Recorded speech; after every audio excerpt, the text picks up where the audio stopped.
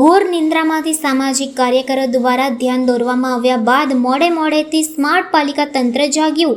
કાલાઘોડા જર્જરિત બ્રિજ જોખમી ન બને તે માટે ટેકા મૂકી સમારકામ હાથ ધરવામાં આવ્યું છે. વડોદરા શહેરના કાલાઘોડા નજીક આવેલ વિશ્વામિત્રી બ્રિજે 14મી સદીમાં તેનું નિર્માણ થયું હતું. ત્યારબાદ ગાયકવાડી શાસનમાં 2 વાર તેનો સુધારો અને સમારકામ કરવામાં આવ્યું હતું. આજે પણ આ બ્રિજ અડીખમ છે અને વિશ્વામિત્રી નદીમાં ગમે તેટલું પૂર આવ્યું છતાં આ બ્રિજ અડીખમ ઊભો હતો.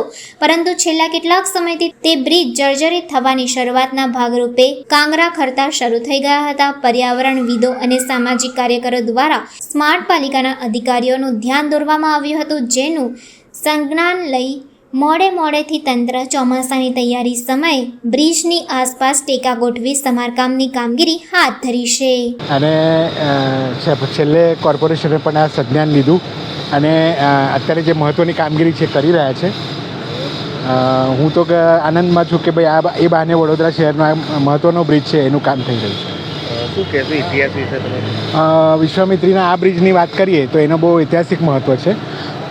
અને વડોદરા ડેવલપ નહોતું થયું એટલું બધું, શરૂઆત હતી.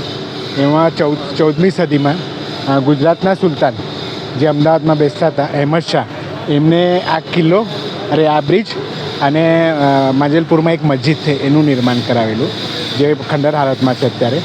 પણ આ જે બ્રિજ છે એના પછી 3 વખત આપણે વડોદરા સ્ટેટના ગાયકવાડ લોકો હતા એમને આનું નિર્માણ કરેલું અને આજે 4થી વખત એનું રિપેરિંગ કામ થઈ રહ્યું છે. તો અમે લોકો વડોદરાવાસી તરીકે હર્ષની લાગણી અનુભવી રહ્યા છે અને ભવિષ્યમાં એવી આશા રાખીએ કે આ બહુ સરસ લોકો માટે પ્રેક્ષણિક સ્થળ મળે અને લોકો જુએ. આ કામનું તો મને ખ્યાલ નથી, ત્યાં ઊભા છે, હમણાં શરૂઆત કરી છે. તો કેમ કે 3-4 દિવસ તો આ માછડો ને એ બધું બાંધવામાં લાગશે, પછી રિપેરિંગ કામ 15-20 કે મહિનો જ થાય અને લગભગ 1.5-2 મહિનામાં પૂરું. ના, એનાથી કશું વાંધો નથી કેમ કે આ સિમેન્ટમાં રિપેરિંગ કરવાના છે. તો સિમેન્ટ તો ઉલટું વરસાદ પડે તો મજબૂત થાય. જે છેલ્લા પિલરો છે એમાં તમે જોઈ શકો છો કે જે ઈંટો છે, ઈંટોનો ઉપયોગ અને ચૂનાનો ઉપયોગ કરેલો છે. તો એમાં એ તમે જોઈ શકો છો કે એટલા વર્ષે એટલે 14મી સદીનું છે.